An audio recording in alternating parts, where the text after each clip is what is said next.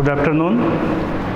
Myself, Dr. Vijay Chaturvedi, Associate Professor Political Science, Department of Political Science, Sri Krishna University, Chhatarpur.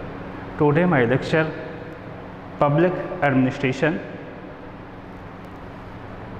Title: Public Administration, BA, B.Ed, MA, BJMC and BA LLB. All classes very important my lecture. तो अब हम शुरू करते हैं।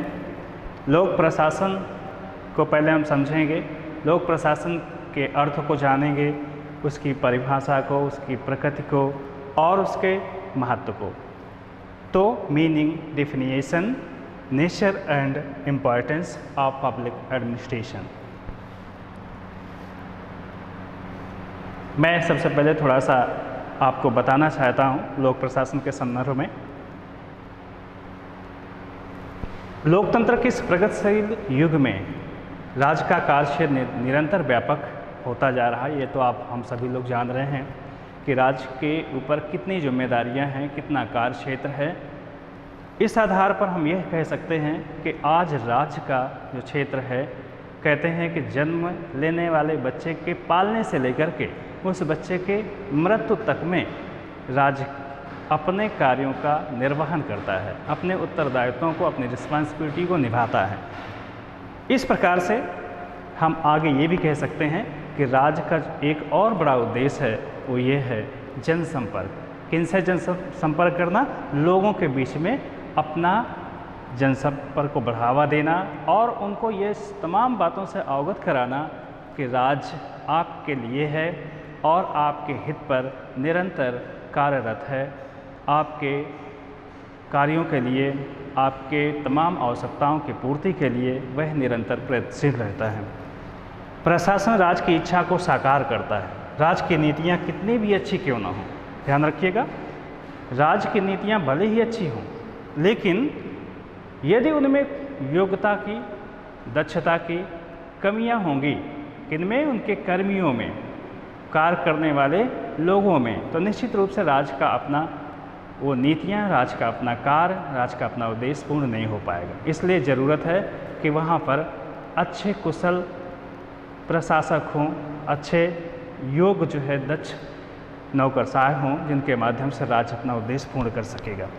इस प्रकार से हम कह सकते हैं कि समाज में लोक प्रशासन की इसी महत्ता के कारण राज्य को आधुनिक समाज का हृदय भी कहा जाता है, हार्ट ऑफ मॉडर्न सिविलाइजेशन। लोक प्रशासन के बारे में जान लेने के बाद हम ये भी आगे हम आपको इसके अर्थ के बारे में बताना चाहेंगे। लोक प्रशासन के पहले हम प्रशासन को बताएंगे आपको, फिर हम लोक प्रशासन के बारे में बताएंगे। तो प्रशासन सबसे पहले आपको बता दें कि यह एक संस्कृत का शब्द है, जिसमें से ध्यान दीजिएगा, यह एक संस्कृत का शब्द है जो प्रा उपसर्ग के साथ सास धातु से मिलकर के बना है, जिसका अर्थ होता है उत्कृष्ट रीति। उत्कृष्ट रीति या उचित रीति से शासन करना। मतलब यहाँ पर उत्कृष्ट और उचित रीति का मतलब यह है कि शासन तो करना, लेकिन किसी को कष्ट ना पहुँचे, बल्कि उनकी भलाई हो, उनका हित हो और राज्य के द्वारा किए गए शासन से लोगों को खुशियाँ मिले। वह बेखौफ होकर के अपनी सीमाओं में रह करके अपने उत्तरदायित्वों का निर्वहन करते हुए राष्ट्र और राज्य के निर्माण में कार्यरत हों। यह माहौल देना राज्य का कार्य है। इस प्रकार से आगे हम बात करते हैं। प्रशासन शब्द एडमिनिस्ट्रेशन शब्द का हिंदी अनुवाद है। एडमिनिस्ट्रेशन शब्द लैटिन भाषा के दो शब्दों से मिलकर के बना हुआ है, जिसका अर्थ होता है सेवा करना, कार्यों को करना और प्रबंध करना। तो इस प्रकार से हमने लोक प्रशासन में प्रशासन को समझ लिया है। प्रशासन के इन दो शब्दों में सारी चीज़ें लिखी हुई हैं, जिसमें से एड प्लस मिनिस्ट्रेशन है, यानी एडमिनिस्ट्रेशन है, जिसका अर्थ होता है सेवा करना, कार्यों को करना और प्रबंध करना। ये काम राज्य का और प्रशासन का होता है और राज्य के इन्हीं कार्यों को पूर्ण करने के लिए प्रशासन कार्यरत होता है और कार्य करता है। इसके साथ हम कुछ परिभाषाओं के माध्यम से और इसको समझेंगे। तो लूथर गुलिक, सबसे पहले हम बताना चाहेंगे कि लूथर गुलिक अमेरिका के हैं। अमेरिका में प्रिंसटन कॉलेज में आप प्रोफेसर रहे हैं। 1787 में लोक प्रशासन को एक अलग विषय के रूप में आपने मान्यता दिलाई और इसीलिए इनको लोक प्रशासन का फादर भी कहा जाता है, जनक भी इनको कहा जाता है। इस प्रकार से इनकी सबसे पहले हम परिभाषा के माध्यम से लोक प्रशासन को समझेंगे। आप कहते हैं प्रशासन का संबंध कार्यों को संपन्न कराने से है जिसके साथ निर्धारित लक्ष्य पूरे हो सके। अर्थात प्रशासन का काम क्या है। अब यहीं पर दो बातें आ जाती हैं, हमें यहाँ जानना होगा कि आखिर प्रशासन क्या है और शासन क्या है। तो मैं थोड़ा सा आपको रोकते हुए इस बात को पहले समझा देता हूँ, इसके बाद हम आगे बढ़ते हैं। तो देखिए, प्रशासन और शासन दोनों में बहुत बड़ा अंतर है। शासन आपको बता दें कौन लोग करते हैं। शासन करने वाले जनता के चुने हुए लोग होते हैं। जनता जिनको चुनती है वो लोग जाते हैं सरकार में और फिर वो शासन करते हैं। जैसे कह दिया जाए कि वर्तमान में एनडीए की सरकार है और मोदी जी की सरकार है, कह दिया जाए, बहुत सारे उदाहरण हैं इस प्रकार के। तो क्या है कि देश में सरकार इनकी है, वो शासन कर रहे होते हैं।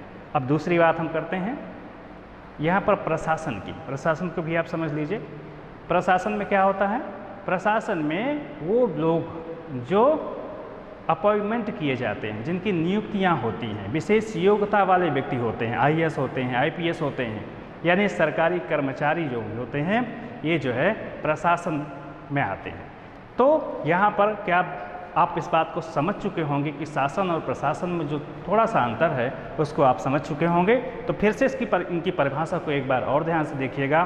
प्रशासन का संबंध कार्यों को संपन्न कराने से है जिसके साथ निर्धारित लक्ष्य पूरे हो सके। अर्थात प्रशासन के जो भी बनाई गई नीतियां हैं, जो भी उनका उद्देश्य है, उन योजनाओं को, उन नीतियों को क्रियान्वित कराने का काम किसका है, निर्धारित लक्ष्य को पूरा कराने का काम प्रशासन को है। तो इस प्रकार से लूथर गुलिक ने अपनी परिभाषा के माध्यम से इस बात को स्पष्ट किया है। इसके बाद अगली परिभाषा हम फिफ्नर की करेंगे। फिफ्नर कहते हैं कुछ वांछित उद्देश्यों की प्राप्ति के लिए, कुछ वांछित उद्देश्यों की प्राप्ति के लिए मनुष्य तथा सामग्री का उचित ढंग से निर्देशन करना प्रशासन है। अब यहाँ पर इसको बहुत अच्छे से समझने की ज़रूरत है। क्या कहा गया है कि वांछित परिणाम की प्राप्ति के लिए। वांछित परिणाम का मतलब क्या है? वांछित परिणाम का मतलब यह है कि जैसे एक रिसर्च स्कॉलर किसी विषय पर रिसर्च कर रहा होता है और उसका सबसे पहला जो होता है ऑब्जेक्ट जो होता है, उसके अनुसार उस ऑब्जर्वेशन के माध्यम से लास्ट निष्कर्ष पर पहुंचना, कुछ निष्कर्ष मिले उसको, यह कार्य होता है। इसी प्रकार से एक पुलिस व्यवस्था के अंतर्गत पुलिस स्टेशन इसीलिए निर्मित किए जाते हैं कि वो अपने जिस क्षेत्र में है वहाँ पर शासन व्यवस्था, वहाँ पे अनुशासन, वहाँ पे तमाम गड़बड़ियों को नियंत्रित करके रखे हों, वहाँ पर ऐसी असुविधाएं न होने पाएँ जिसके माध्यम से वहाँ पर समाज के लोग आपस में ही तमाम विसंगतियों के शिकार हो जाएं और वह समाज जो है खराब हो जाए। तो इसके लिए क्या होता है, एक निश्चित उद्देश्य की प्राप्ति के लिए ये सारे काम किए जाते हैं। आप इन परिभाषाओं से प्रशासन को समझ चुके होंगे। अब इस बात को समझने के उपरांत मैं आपको सीधे लोक प्रशासन की तरफ ले चलता हूँ। लोक प्रशासन को अब हम समझते हैं, बहुत बड़ा अंतर नहीं है प्रशासन में और लोक प्रशासन में, बहुत खास और सूक्ष्म अंतर है। तो यहाँ पर हम देखते हैं पब्लिक एडमिनिस्ट्रेशन में लोक प्रशासन का संबंध पब्लिक से होता है, यानी लोक से होता है। लोक का मतलब क्या होता है, पब्लिक का मतलब क्या होता है, जनता। अब इस जनता को आपको ठीक से समझना है। मैं थोड़ा सा इसको और आपको बताने के उपरांत इस पब्लिक शब्द को, इस जनता शब्द को आपको मैं बताता हूँ कि इसका अर्थ क्या है, इसके मायने क्या हैं लोक प्रशासन में, तो बात समझ में आ जाएगी। लोक प्रशासन प्रशासन का एक विशिष्ट अंग है। ये दो शब्दों से मिलकर के बना है, लोक तथा प्रशासन। पब्लिक प्लस एडमिनिस्ट्रेशन, जिसका अर्थ होता है कार्यों को करना, प्रबंध करना, लोगों की देखभाल करना, लोगों की सेवाएं करना। ये काम होता है लोक प्रशासन का। देखिए यहाँ पर थोड़ा सा मैं पिछली बात की ओर आपको लेकर चल रहा हूँ। मैं यहाँ पर हमने लोग का प्रयोग किया है। लोग और पब्लिक दो शब्द हैं यहाँ पर, एक ही बात है, वो इंग्लिश में है, ये हिंदी में है। आप देखिएगा ध्यान से, यहाँ जो पब्लिक है, पब्लिक का मतलब जनता है, लेकिन जनता से नहीं है। कैसे नहीं है, ज़रा समझिएगा इसको। मतलब ये जनता, क्योंकि इसका चुनाव होता है, समाज में जो लोग जनता के खास नेतृत्व करने वाले, उनके तमाम दुखों में, उनके विकास में, उनकी सेवाओं में, उनकी देखरेख करने में जो योगदान देने वाले व्यक्ति होते हैं, वो लोग जो है उस समाज में एक प्रतिनिधित्व करते हैं, एक नेता के रूप में सामने आते हैं। और उस प्रतिनिधित्व करने वाले व्यक्ति चुनाव के माध्यम से अपना प्रतिनिधि चुनता है। वह व्यक्ति सत्ता और सत्ता के माध्यम से सरकार का महत्वपूर्ण अंग बनता है। और वह व्यक्ति, क्योंकि समाज का ही है, चुना हुआ व्यक्ति है, वह व्यक्ति क्या करता है, फिर ये काम करता है। क्या करता है? कार्यों को करता है। किसके लिए करता है? जनता के लिए करता है। उनकी देखभाल करता है, प्रबंध करता है, उन तमाम योजनाओं का प्रबंध करता है जिनसे उस व्यक्ति लोगों को किसी प्रकार की तकलीफें ना हो पाएँ। उनका स्वास्थ्य का ख्याल रखता है, बच्चों के एजुकेशन का ख्याल रखता है, गर्भवती महिलाओं का ख्याल रखता है, वह जो है यातायात संसाधनों का ख्याल रखता है। वह तमाम ऐसी योजनाओं के माध्यम से व्यक्ति के विकास में कार्य करता है। यही लोक प्रशासन का एक उद्देश्य है, यही लोक प्रशासन का अर्थ है। अब यहाँ पर भी हम परिभाषा थोड़ा सा लोक प्रशासन की बता करके आगे आपको इसकी प्रकृति भी बताएंगे। तो परिभाषा में सबसे पहले हम E.R.D. व्हाइट की परिभाषा लोक प्रशासन के संदर्भ में बताना चाहते हैं। लोक प्रशासन में वह सभी कार्य आ जाते हैं जिसका उद्देश्य लोक नीति को पूरा करना होता है, क्रियान्वित करना होता है। यानी लोक नीति को पूरा करना, उसे क्रियान्वित करना होता है। ये कौन कहते हैं? E.R.D. व्हाइट महोदय कहते हैं। मतलब लोक प्रशासन में वो सारे काम आ जाते हैं। वो सारे काम का मतलब ये होता है कि वो चाहे बॉर्डर में लगे हुए हमारे देश के सिपाही हों या फिर किसी कॉलेज में एक छोटा क्लर्क हो, इन सभी का काम क्या होता है? लोक नीति को पूरा करना होता है। यानी समाज की उन आवश्यकताओं को, देश की उन आवश्यकताओं को पूरा करना होता है जिससे जो है एक उद्देश्य के रूप में राज्य और उन तमाम आवश्यकताओं को जनता चाहती है, राज्य इस प्रशासन के माध्यम से करवाती है और जनता की तमाम इन ज़रूरतों को पूरा करती है। इसके बाद दूसरी परिभाषा है वुड्रो विल्सन की। वुड्रो विल्सन कहते हैं लोक प्रशासन विधि अथवा कानून को विस्तृत एवं क्रमबद्ध रूप में क्रियान्वित करने का नाम है। क्या कहते हैं? विधि अथवा कानून को विस्तृत रूप से, क्रमबद्ध रूप से उसे क्रियान्वित करने का नाम है। कानून को क्रियान्वित करने की प्रत्येक क्रिया एक प्रशासकीय क्रिया है। अर्थात वुड्रो विल्सन का कहना है कि विधि अथवा कानून को विस्तृत रूप से, अर्थात इसको, क्योंकि थोड़ा सा और समझिएगा यहाँ पर, आज जो है राज्य का जो क्षेत्र है वो व्यापक हो चुका है। आज यदि कानून पुराने वही आज़ादी के समय वाले जो कानून हैं उनमें कोई बदलाव नहीं किया जाएगा। आज जो है लोगों की सोच अपराध करने वाली कई गुना बढ़ चुकी है, अच्छाइयाँ भी कई गुना बढ़ी हुई हैं। इसी प्रकार से उन कानूनों में क्या करने की ज़रूरत है? बदलाव करने की ज़रूरत है, उसको और व्यवस्थित करने की ज़रूरत है। और इस प्रत्येक क्रिया में प्रशासकीय आवश्यकता पड़ती है, यानी कि प्रशासन की आवश्यकता पड़ती है।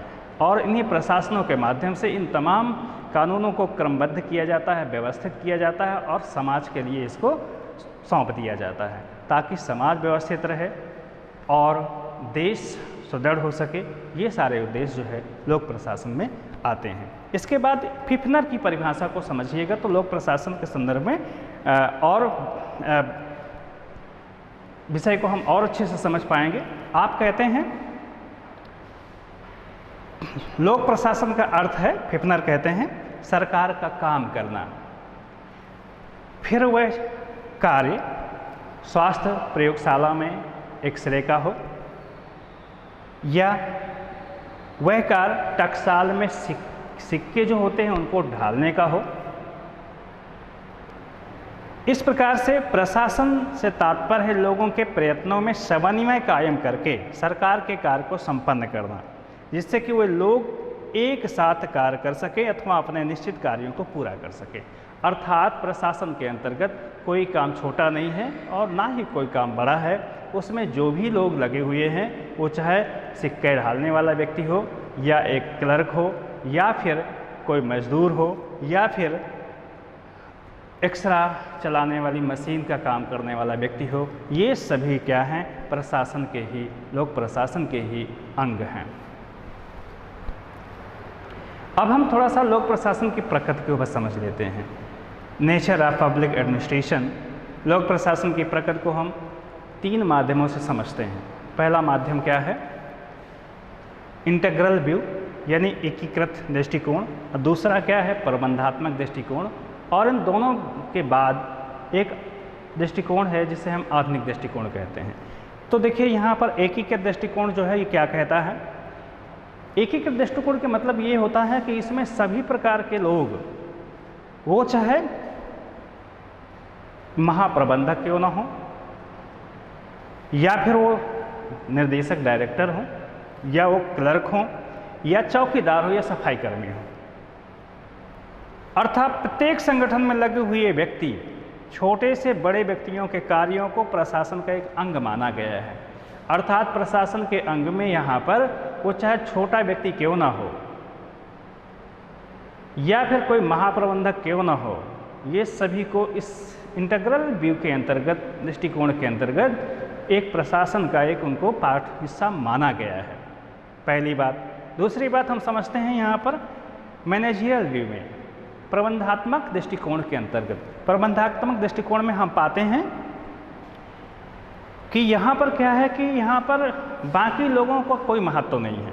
बाकी लोगों के महत्व का मतलब क्या है? जैसा हमने पढ़ा था ऊपर, एकीकृत दृष्टिकोण में कि वहाँ क्लर्क, चौकीदार से लेकर के महाप्रबंधक तक सभी प्रशासन के अंग हैं। तो यहाँ पर क्या है कि यहाँ पर जो प्रबंधक है वो ही जो है प्रशासन का प्रमुख है, वही सर्वे सर्वा है, और बाकी लगे हुए लोग जो है प्रशासन के अंग नहीं माने जाते हैं।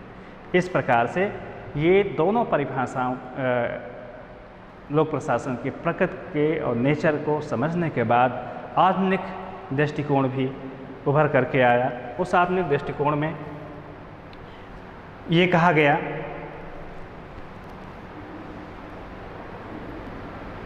कि इसमें क्या है कि लोक प्रशासन में प्रकृति उसके संदर्भ पर निर्भर करती है। उसकी परिस्थितियां अगर बदल गई तो प्रशासन की प्रकृति भी बदल जाएगी।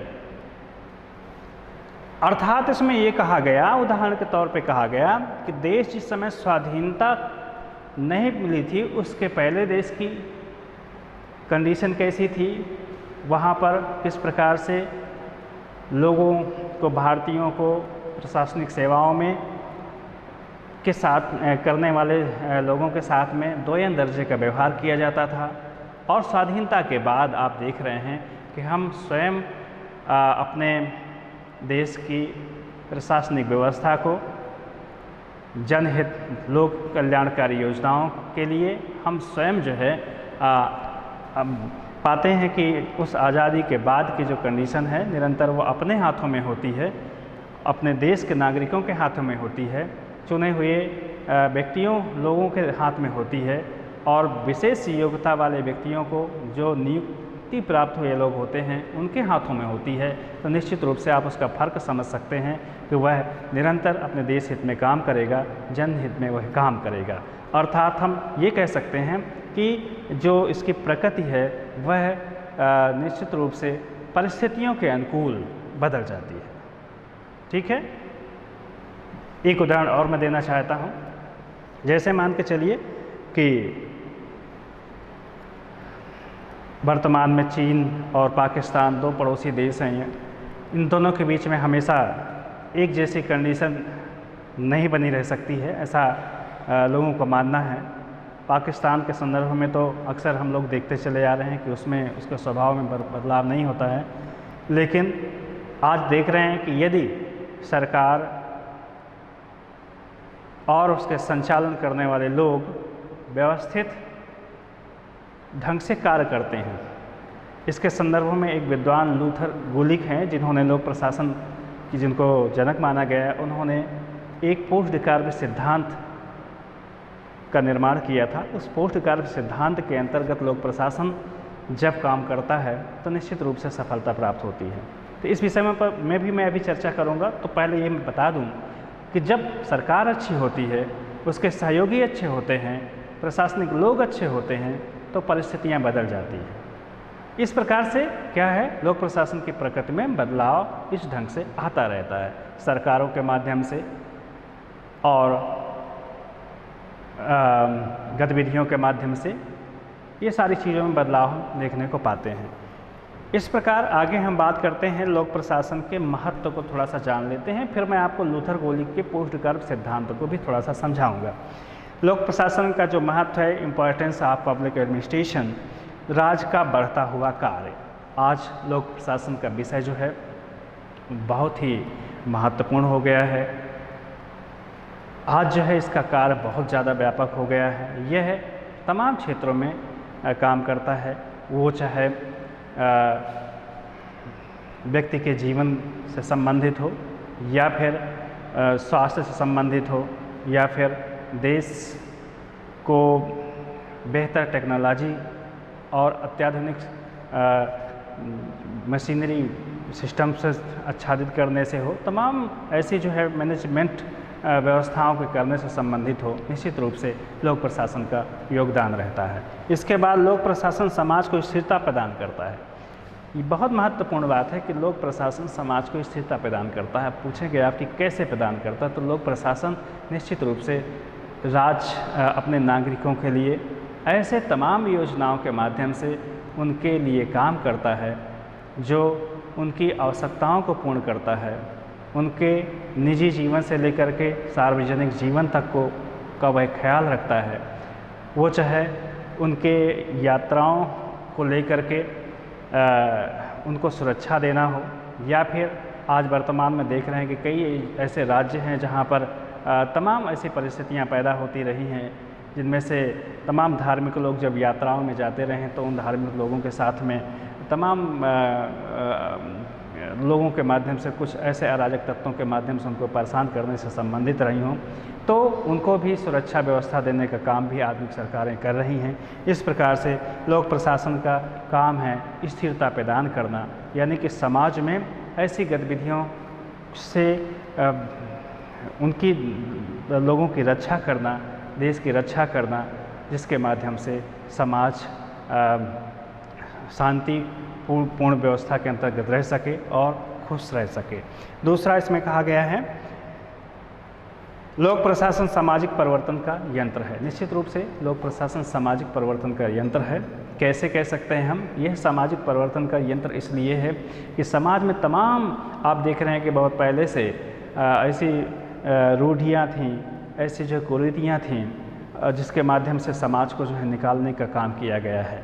आपने देखा संविधान बना, संविधान में ये जो छुआछूत जैसी समस्याएं थी, तो इन सब चीज़ों को समस्याओं का निदान किया गया, उनका समापन किया गया। इसके साथ साथ वर्तमान में आप देख रहे हैं कि दहेज जैसी तमाम कुरीतियाँ अब भी समाज में व्याप्त हैं, लेकिन इस पर भी तमाम माध्यमों से सरकारें जो है काम कर रही हैं, लोगों को जागरूक करने का काम कर रही हैं। आप देखेंगे कि यातायात के क्षेत्र में भी नागरिकों को बहुत अच्छे जो है व्यवस्थाएं प्रदान करती हैं ताकि उनका जीवन सुरक्षित रहे। स्वास्थ्य संबंधी सेवाओं को भी वो बहुत अच्छा करने का प्रयास कर रही हैं। एजुकेशन सेक्टर में रिसर्च को भी बढ़ावा देने का काम कर रही हैं। आज आप देख रहे हैं कि युवाओं के लिए खासकर जो 12th पास आउट हुए स्टूडेंट के लिए नई शिक्षा नीति ला करके ऐसा भी काम कर रही है, जिसके माध्यम से भारतीय संस्कारों से जो है आज का युवा परिचित हो सके और अपने उन संस्कारों के माध्यम से उसके जीवन में नई ऊर्जा आए और शांतिपूर्ण जीवन जी सके, अपने संस्कारों के साथ में वह अपना जीवन बिता सके। इस प्रकार से हम ये देखते हैं कि लोक प्रशासन के ये तमाम कार्य हैं जिनमें लोक प्रशासन निरंतर वृद्धि कर रहा है। अब मैंने थोड़ा सा यहाँ पर कुछ बातें कही थी लूथर गुलिक के संदर्भ में, जिन्होंने पोस्ट कार्य सिद्धांत को दे करके बताने का काम किया था कि लोक प्रशासन में किस प्रकार से सफलता हो सकती है। लोक प्रशासन ही नहीं बल्कि निजी प्रशासन में भी उस व्यवस्था को लोगों ने स्वीकार किया और उसके माध्यम से आज जो है अपने उद्देश्यों को प्राप्त कर रहे हैं। तो एक उन्होंने पोस्ट कार्य सिद्धांत दिया था। वह पोस्ट कार्य सिद्धांत का मतलब यह था कि कोई भी व्यवस्था के अंतर्गत कोई भी उद्देश्य को पूर्ण करने के लिए जब कोई विचार आता है, उसे किया जाना होता है, उसमें सफलता मिल जाए, तो सफलता पाने के लिए उन्होंने सबसे पहले बताया था प्लानिंग, यानी पी से पोस्ट कार्य में पी शब्द है, उसका मतलब होता है प्लानिंग यानी योजना बनाना। योजना किसी कार्य को करने के पहले बनाई जाती है। जैसे किसी के घर में शादियां होती हैं तो सबसे पहले वो शादी में योजना बनाता है कि हमें क्या क्या करना है। इसी प्रकार से प्रशासन में योजना बनाता है वो कि मुझे किस ढंग से लोगों के हित में, लोगों के देखभाल में, उनकी सेवा में काम करना है, तो पहले योजना बनाता है।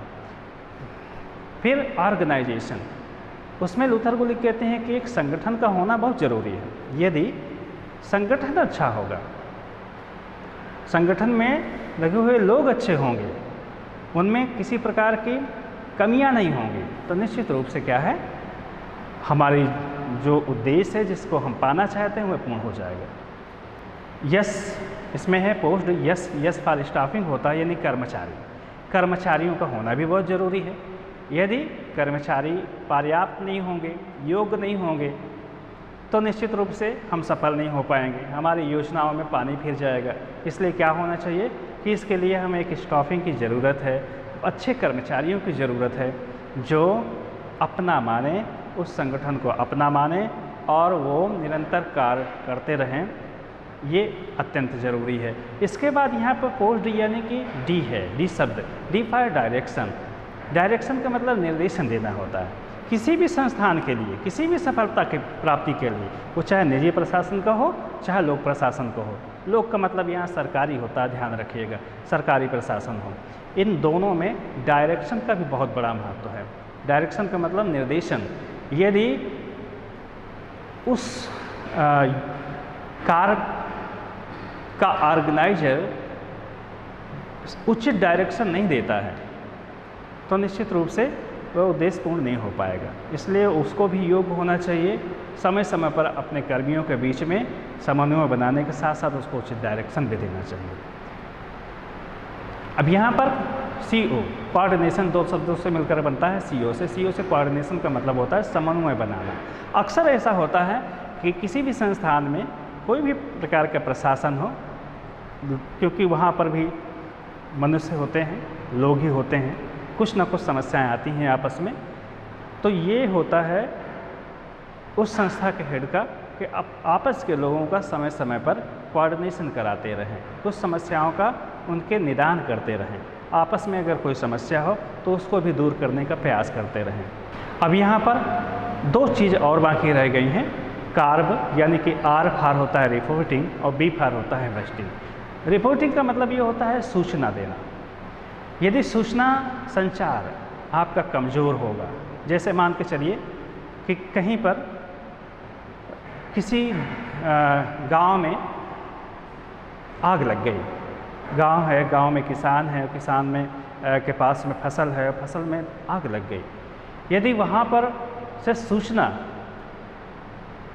जल्दी नहीं पहुँच पा रही है, इस स्थिति में किस प्रकार से ऐसे संसाधनों को भेजा जाएगा जिसके माध्यम से आग बुझाई जाएगी। तो इसलिए सूचना संचार जो है बहुत एक्टिव होना चाहिए, बहुत फास्ट होना चाहिए, ताकि तुरंत जो इसमें एक्शन लिया जा सके। तो ये भी बहुत ज़रूरी है, रिपोर्टिंग यानी सूचना का तत्काल और समय पर भेजा जाना। इसके बाद लास्ट में बजटिंग है। अब बहुत बड़ी बात लूथर गुलिक कहते हैं कि आपकी योजनाएं, आप किसी भी प्रशासन में हो, यदि आपके पास में बजट नहीं है तो आप कैसे अपने उस लक्ष्य को प्राप्त कर पाएंगे। इसलिए आपके पास में पैसा का होना बहुत ज़रूरी है, बजट का पर्याप्त मात्रा में होना बहुत ज़रूरी है, ताकि आपके कर्मचारी को समय से आप वेतन दे सकें। आपको तमाम रॉ मटेरियल की ज़रूरत पड़ेगी, इंफ्रास्ट्रक्चर की ज़रूरत पड़ेगी, उसमें आप खर्च कर सकें। तो इसलिए ज़रूरत है कि आपकी बजटिंग व्यवस्था बहुत अच्छी होनी चाहिए। यदि ये सारी चीज़ें हैं तो लोक प्रशासन सफल हो जाएगा। मुझे ऐसा लगता है कि आपने बहुत सारी बातें समझी होंगी, और इसके बाद हम नेक्स्ट क्लास में लोक प्रशासन और निजी प्रशासन पर चर्चा करेंगे। आज के लिए यहीं तक, धन्यवाद।